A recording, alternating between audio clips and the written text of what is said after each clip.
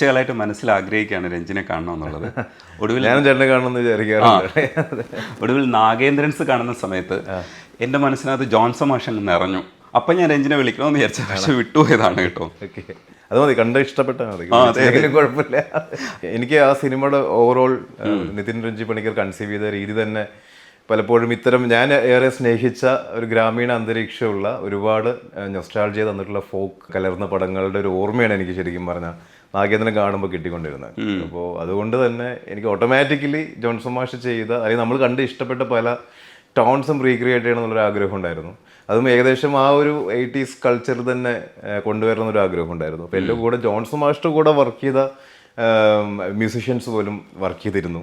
ആ കാലഘട്ടത്തിൽ വർക്ക് ചെയ്ത മ്യൂസിഷ്യൻസ് പോലും എൻ്റെ കൂടെ കട്ടയ്ക്ക് സപ്പോർട്ടായിട്ട് നിന്നൊരു സീരീസാണ്. അതുകൊണ്ട് തന്നെ എനിക്കൊന്ന് വളരെ സ്പീഡിൽ ഞങ്ങൾ എല്ലാ എപ്പിസോഡ്സും 20 ദിവസത്തിൽ താഴെ എടുത്തിട്ടുണ്ടാവുള്ളൂ ആ സീരീസ് തീർക്കാനായിട്ട്. അപ്പോൾ പെട്ടെന്ന് ഇന്നായി ആ ഒരു രീതി ചെയ്ത് തരുന്നൊരു സീരീസാണ് അത്. അടിപൊളി സാധനം. ഗ്രേസ് ആന്റിനെ കാണുന്ന സമയത്ത് ഞാൻ ഗ്രേസിന്റെ മുമ്പിൽ നിന്ന് ചാടി കാണിച്ചു കൊടുത്ത മ്യൂസിക് ഇട്ടിട്ട് സാധനം അത് ഭയങ്കര രസമല്ലേ?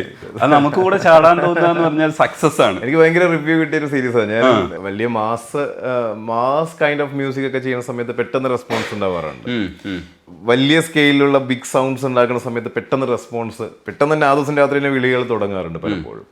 പക്ഷെ ഇങ്ങനെയുള്ള സംഭവങ്ങൾ മെല്ലെയാണല്ലോ കയറി പിടിക്കുന്നത്. പക്ഷെ ഇതിനെനിക്ക് ഈ മാസ് പടങ്ങൾ ചെയ്ത് അത്രയും സ്പീഡിൽ റെസ്പോൺസ് വന്ന് തുടങ്ങിയിട്ടുണ്ടായിരുന്നു. ഒരുപാട് ഓടി അത് ഭയങ്കര രസമുള്ള പരിപാടിയാണ്. രഞ്ജിൻ അധികം സംസാരിക്കുന്നതിന് മുമ്പ് എനിക്ക് പാതി കേൾക്കണം. നിത്യമാമനും കപിലനും അസാധ്യമായിട്ട് നിത്യമാമ വന്നപ്പോഴും ഞാൻ പാടിച്ചതാണ്. അതെല്ലേ? അവരുടെ വോയിസ് ശരിക്കും രഞ്ജിൻ എന്താണോ എടുക്കേണ്ടത് എക്സാക്ട് അതിനകത്ത് എടുത്തിട്ടുണ്ട്. ഒരു എക്സ്ട്രാക്ട് എന്ന് വേണമെങ്കിൽ പറയാം. സൂപ്പർ. എനിക്ക് അങ്ങനെ എടുക്കാനാണ് ഇഷ്ടം. എനിക്ക് ഞാനൊരു ഗായകനും കൂടെ ആയതുകൊണ്ടായിരിക്കാം. അപ്പോൾ എനിക്ക് ഞാൻ സെലക്ട് ചെയ്യുന്ന ഗായകൻ അല്ലെങ്കിൽ ഗായിക വരുന്ന സമയത്ത് അവരിലുള്ള മാക്സിമം എനിക്ക് എന്താണെന്ന് എനിക്ക് ഫീൽ ചെയ്യാറുണ്ട് ആസ് എ കമ്പോസറും ആസ് എ സിംഗർ.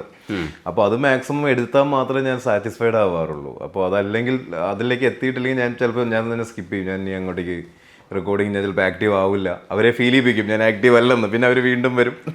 അങ്ങനെ ഞങ്ങളൊരു ഒത്തൊരുമയിൽ എപ്പോഴും മാക്സിമം ഔട്ട്പുട്ട് ഞാൻ വാങ്ങിച്ചെടുക്കലാണ് പതിവ്. അപ്പോൾ നിത്യയുടെ ആണെങ്കിലും കപിലിൻ്റെ ആണെങ്കിലും നല്ലൊരു ഔട്ട്പുട്ട് കിട്ടിയൊരു പാട്ടാണ് പാതി.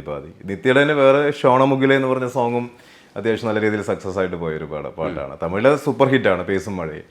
പാതി പറയാതെ നമ്മളിരു പാതിയായി പതിയേ, പ്രാണനിൽ പ്രണയ നീർനിലാത്തുള്ളി വീണലിഞ്ഞു തനിയേ, ശുഭയാത്ര പോയ ചിരികൾ ശലഭങ്ങളായി നിറയെ, അകമേ പടരും കുളിരോ പ്രണയം.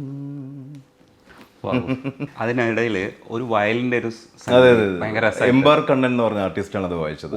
വളരെ ഗംഭീര ആർട്ടിസ്റ്റ്. ഒരുപാട് നമ്മൾ കേൾക്കുന്ന സൂപ്പർ ഹിറ്റ്സ് ആയിട്ടുള്ള സൗത്ത് ഇന്ത്യയിൽ ഓടിക്കൊണ്ടിരിക്കുന്ന ഒരുപാട് പാട്ടുകളുടെ വയലിൻ വായിച്ചിട്ടുള്ള ഒരു വ്യക്തിയാണ് എംബാർ കണ്ണൻ. സൂപ്പറായിട്ടുണ്ട്. ബ്ലെൻഡിങ് എന്ന് പറഞ്ഞാൽ ഇതാണ്, ഇല്ലെങ്കിൽ ഇങ്ങനെയാണ് നമ്മൾ കേൾക്കാൻ ആഗ്രഹിക്കുന്നത്. ഇത് വൈശാഖേട്ടൻ്റെ സപ്പോർട്ട് ഭയങ്കരമായിട്ടുണ്ട്. വൈശാഖേട്ടൻ ഈ പറഞ്ഞ പോലെ ഞാൻ പലപ്പോഴും പറയാറുണ്ട്, മാസ് പടങ്ങളുടെ ഒരു മുഖമുദ്രയാണെന്ന് പലപ്പോഴും തോന്നാറുണ്ട് മലയാളത്തിൽ. കാരണം നമ്മൾ ഓർമ്മ വെച്ച കാലം തൊട്ട് അദ്ദേഹത്തിൻ്റെ മാസ് മൂവീസ് നമ്മൾ കണ്ടിട്ടുണ്ട് എല്ലാ തരത്തിലുള്ളത്.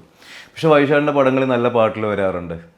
മാസ് പടവും ഭയങ്കര ഫാസ്റ്റ് നമ്പേഴ്സ് ഒക്കെ വരാവുന്ന സാധ്യതയുള്ള സ്ഥലങ്ങളിൽ ഭയങ്കര റൊമാൻറ്റിക് ആയിട്ടുള്ള പാട്ടുകളും ഒക്കെ പുള്ളി ഈവൻ മണിക്കിനാവിന് പോലും പോക്കിരി രാജ പോലത്തെ ഇത്രയും മാസ് ആയിട്ടുള്ള ഒരു മൂവി കൊണ്ട് മണിക്കിനാവിൻ പോലത്തെ ഒരു പാട്ടുണ്ടായി എന്നുള്ളതാണ്. ഇവൻ കേട്ടില്ല ഇപ്പോൾ നല്ലൊരു മെലഡി ഉണ്ട് പോക്കിരി രാജയിലൊക്കെ. പിന്നെ ഒരു മെഴുതിരിയുടെ പോലത്തെ പാട്ട്, അങ്ങനത്തെ ഒരുപാട് സോങ്സ് അദ്ദേഹത്തിൻ്റെ പടങ്ങളിൽ വന്നിട്ടുണ്ട്. അപ്പോൾ നൈറ്റ് ഡ്രൈവ് കുറച്ച് പേസ് കൂടിയ പടം തന്നെയാണ്. പക്ഷേ ഇങ്ങനെ ഒരു സ്പേസ് കിട്ടിയപ്പോൾ വൈശാഖേട്ടന് അത്യാവശ്യം എടാ ഇത് കാപ്പിയാണോ അതോ കാനഡയാണോ എന്നൊക്കെ ചോദിക്കുന്നുണ്ട് വൈശാഖേട്ടൻ. അപ്പോൾ എനിക്ക് മനസ്സിലായി വൈശാഖേട്ടൻ അത്യാവശ്യം നല്ല രീതിയിൽ ഇതിൽ ട്രാവൽ ചെയ്യുന്ന ഒരാളാണ് എന്ന് മനസ്സിലായിട്ടുണ്ട്. അപ്പോൾ അതുകൊണ്ട് തന്നെ ആ ഒരു ഹെൽപ്പും കൂടെ നല്ലൊരു ക്രിയേഷൻ ഉണ്ടാവാനായിട്ട് ഭയങ്കര സപ്പോർട്ടായിട്ടുണ്ട്.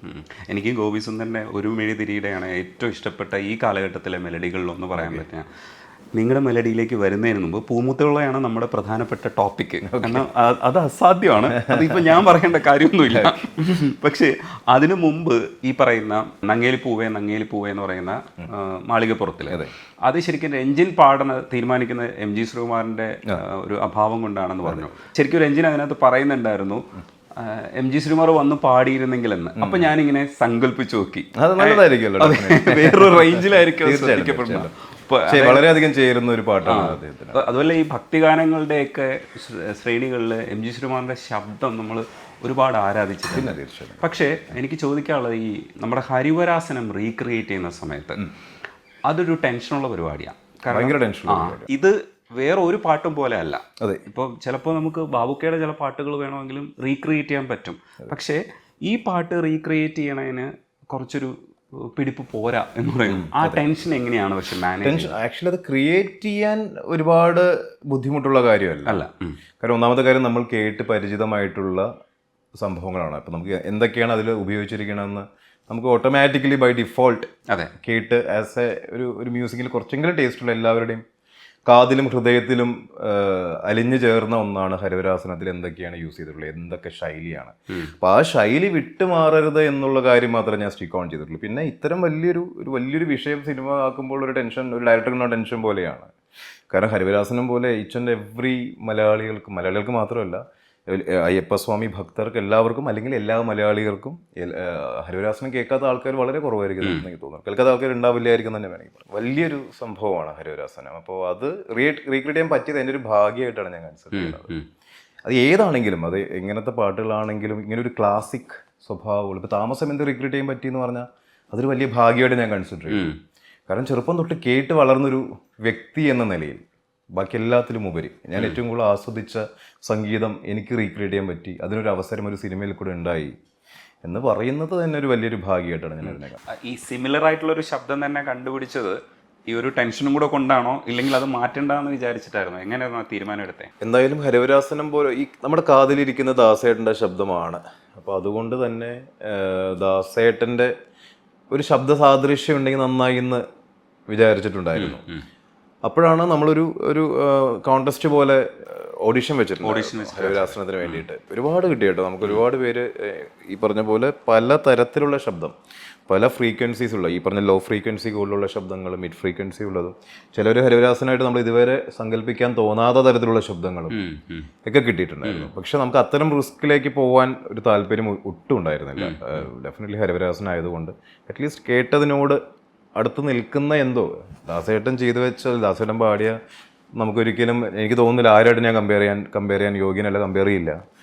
പക്ഷെ എങ്കിലും അത് കേട്ടൊരു വ്യക്തിക്ക് ആ ഒരു വൈബ് എങ്ങനെയോ ക്രിയേറ്റ് ആവണം, അത് തിയേറ്ററിലും ക്രിയേറ്റ് ആവണം. അത് ഡെഫിനറ്റ്ലി ക്രിയേറ്റ് ആയി.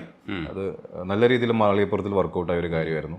അങ്ങനെ ഒരു സിംഗറെ നമുക്ക് ഇൻട്രൊഡ്യൂസ് ചെയ്യാൻ പറ്റിയതും പ്രകാശൻ പുത്തൂർ എന്നാണ് അദ്ദേഹത്തിൻ്റെ പേര്. അദ്ദേഹം ഗാനമേളകൾ പാടി നടക്കുന്ന ഒരു ഗായകനാണ്. ഞാൻ തന്നെ പല സ്റ്റേജുകളിലും ഇന്നും എൻ്റെ കണ്ണുനീരിലൊക്കെ പാടുന്ന ഞാൻ കേട്ടിട്ടുണ്ട്. പക്ഷേ അദ്ദേഹമാണ് ഇത് എന്ന് ഞാൻ മനസ്സിലാക്കിയിട്ടില്ലായിരുന്നു ഞാൻ ഓഡിയോ കേൾക്കുന്ന സമയത്ത്, നമ്മൾ സെലക്ട് ചെയ്യുന്ന സമയത്ത്. അതിനുശേഷം ഇതാരാണ് പാടിയെന്ന് അന്വേഷിക്കുകയും ആ പേര് തപ്പുമ്പോഴാണ് ഇദ്ദേഹമായിരുന്നല്ലേ ഇത്. ഞാൻ ഓൾറെഡി അഴകെ പാടുന്ന കേട്ടിട്ടുണ്ട് യൂട്യൂബിൽ. എനിക്കൊന്ന് ഇന്നും എൻ്റെ കണ്ണുനീരിൽ, മൂവന്തി താഴ്വരയിൽ, അങ്ങനെയൊക്കെയുള്ള പാട്ടുകൾ, ദാസേട്ടൻ്റെ ശബ്ദത്തിൻ്റെ എല്ലാ ഡെപ്തും കാണിക്കുന്ന പാട്ടുകൾ അദ്ദേഹം ഓൾറെഡി പാടി ഇട്ടിട്ടുണ്ട്.